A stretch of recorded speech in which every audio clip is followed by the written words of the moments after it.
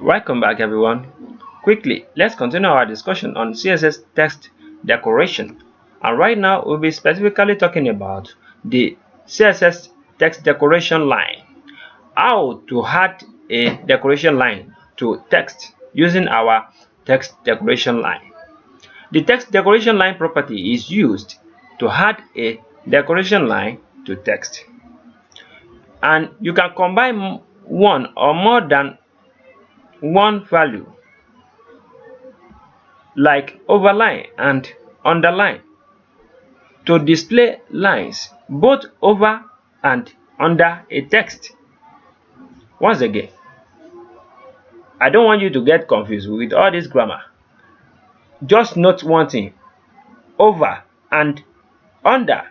That is, if you notice, this text right here is having one underline there. So this text now doesn't have any overline. So in our tutorials, we are going to be specifying the underline and also the overline using our text decoration line property. Text decoration line property.